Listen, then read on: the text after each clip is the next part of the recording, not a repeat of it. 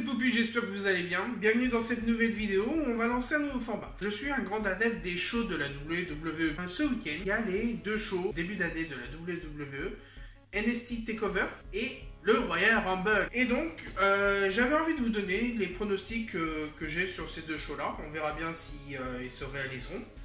Et pourquoi pas par la suite faire ça plus régulièrement avec les différents shows qu'il y aura dans l'année. Donc nous allons commencer avec NXT TakeOver. Selon les 4 shows principaux de l'année, à savoir Royal Rumble, WrestleMania, SummerSlam et Survivor Series, les shows NXT TakeOver se passent le samedi dans la même ville que le show du roster principal. Donc là c'est NXT TakeOver Phoenix dans l'Arizona. Et pour le show principal, on nous propose 5 matchs. D'autres matchs sont enregistrés pour le NXT du mercredi suivant. Donc, nous allons commencer par le match Cassius Ohno contre Matt Rider. Un peu répétitif par rapport au NXT TakeOver précédent. Ils ont voulu mettre en place, un peu plus en place cette rivalité. Donc, pour moi, reste quand même Matt Rider champion. Pas champion, vainqueur de ce match. C'est un peu le nouveau dans la brand NXT ces dernières semaines, donc voilà. Les 4 autres matchs auront lieu avec pour les titres qui seront mis en place. Et je pense qu'ils vont commencer par le titre nord-américain, où ça sera Ricochet qui va affronter Johnny Gargano. De ce qu'on a pu voir ces dernières semaines, Johnny Gargano était en place pour avoir un match. Il a eu le match... excusez-moi. Non, il était vraiment en tant que challenger pour le match de la NXT contre son ancien coéquipier Tommaso Ciampa. On sait qu'il y a une rivalité entre ces deux-là. Moi, ce que je pense déjà pour Johnny Gargano, c'est un des athlètes que je regarde le plus sur la NXT. Et je m'attendais à ce qu'en l'année dernière, il passe dans la bande principale. Mais ils ont voulu quand même accentuer la rivalité qu'il a pu avoir dernièrement avec Ricochet, mais également avec son ancien coéquipier Tommaso Ciampa, ainsi que l'ancien champion Aleister Black. On en parlera juste après. Moi, ce que je prévois, c'est là, étonnamment, une victoire de Johnny Gargano. C'est ce que j'espère. Je vais en parler juste après par rapport au show qu'il y a eu dernièrement à la NXT. Mais j'espère que là, Johnny gagnera son premier titre. Ensuite, les titres par équipe. Donc, Undisputed Era. Donc, apparemment, ça serait Kyle O'Reilly et Roderick Strong qui défendront leur titre contre les War Raiders, Otso et Raw. Les War Raiders sont des athlètes assez costauds.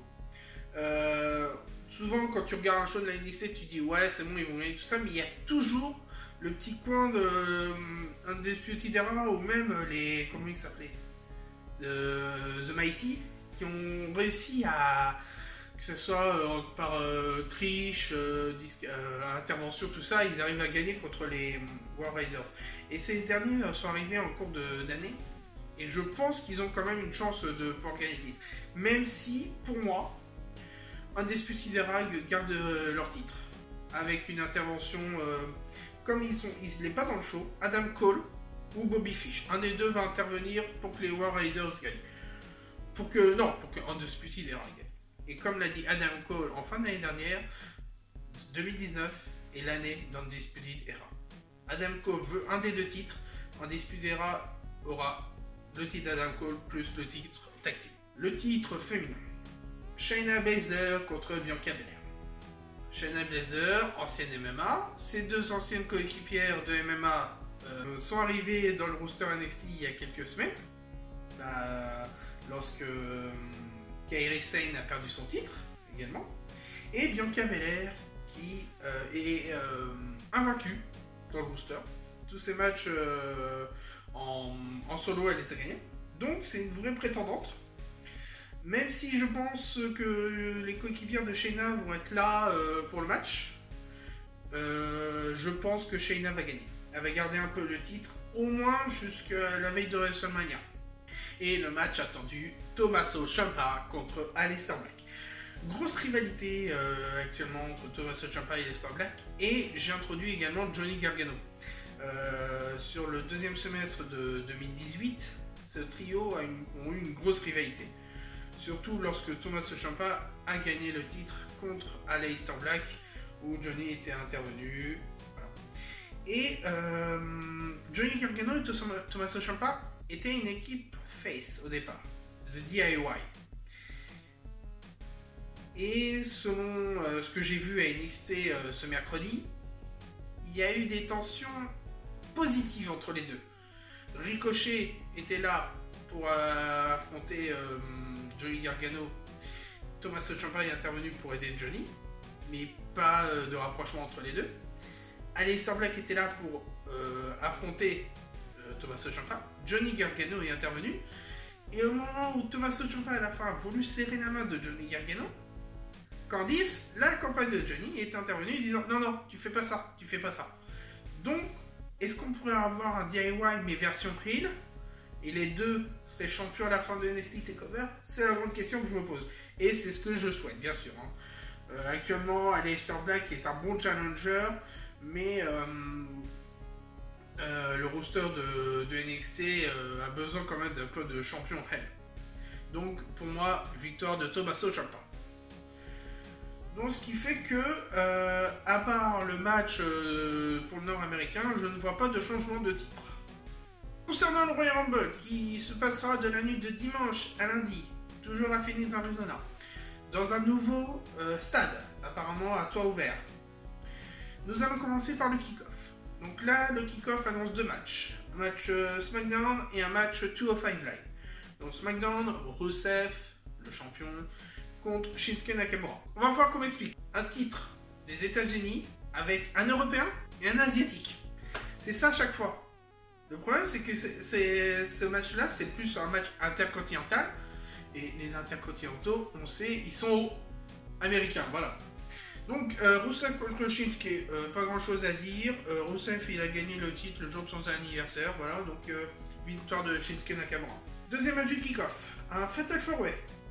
Pour le titre Cruiserweight, Buddy Murphy, Kalisto, Akira Tozawa, Hideo Watami. Assez hétérogène au niveau des participants, mais je vois quand même Buddy Murphy garder le titre au moins jusqu'à WrestleMania. C'est à WrestleMania que les changements se feront principalement, je pense. Passons à la carte principale. Pas de match annoncé côté Raw pour les tag teams. Ok. Côté SmackDown, The Bar contre Shane McMahon et The Miz. Est-ce que c'est trop tôt pour que Shane et The Miz gardent le tri? Ouais. Je pense pas qu'ils vont perdre, je pense, contre The Bar, mais j'imagine bien un match à SmackDown mardi, revanche du Royal Rumble, et là ils gagnent le titre. Ouais, je vois plus qu'ils gagnent le titre lors du SmackDown plutôt que du Royal Rumble. On va attaquer les titres féminins tout de suite. SmackDown, Asuka contre Becky Lynch. Asuka est la gagnante du Royal Rumble de l'année dernière. Donc là, elle a le titre, donc elle ne participera pas au Royal Rumble. Et Becky Lynch non plus ne participera pas au Royal Rumble. Asuka, j'en ai un peu marre. Elle était bien NXT depuis qu'elle est arrivée à Raw ou à SmackDown, c'est le bordel. Donc moi j'espère que Becky va récupérer son titre. Et Raw, Ronda Rousey contre Sasha Banks. Ronda, gagnante, hein, toujours. Si elle a réussi à battre Daya, si elle a réussi à battre d'autres, elle réussira à battre Sasha. Alors, les titres principaux SmackDown. Daniel Bryan contre AJ Styles. Moi, mon coup de cœur, c'est AJ Styles. Je l'adore, ce gars-là. Mais pour moi, Daniel Bryan va encore rester un peu avec le titre. Et suite à ce Royal Rumble, soit AJ va prendre une petite pause, soit il va redescendre pour le titre des États-Unis, je pense. Et côté Raw, Brock Lesnar contre Finn Balor. A noter que Finn Balor ne sera pas dans sa version démon. Donc ça va être vraiment spectaculaire, je pense. Malheureusement, je vois encore une victoire de Brock Lesnar. Royal Rumble. On va commencer par le Royal Rumble féminin. Donc deuxième édition, parce que la première édition a eu l'année dernière, qui était vraiment pas mal. Nous avons actuellement 24 personnes dans le Royal Rumble. Donc Carmella qui sera en 30e position, grâce au Mix Match Challenge. Donc nous avons actuellement Raw et SmackDown. Pas d'annonce côté NXT. Si c'est comme l'année dernière, nous aurons la gagnante du meilleur classique et la championne NXT. Donc moi j'imagine bien un Shayna Baszler et Toni Storm. Et pourquoi pas d'autres personnes. Là, il y a 6 places à prendre. Je pense qu'il y aura au moins Lita, Twitch Status, comme l'année dernière. Sûrement Nikki ou Bribella, peut-être les deux.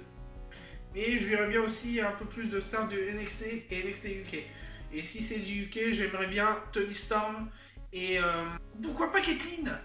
Pourquoi pas Caitlyn? Ça n'a pas été... Il n'y a pas eu de rumeur dessus, mais pourquoi pas? Ça pourrait être une surprise. Côté gars, bon, ils sont pas mal à être annoncés, plus d'une vingtaine. On sait que comme chaque année, il y a des retours, il y a des arrivées, il y a des Hall of Fame.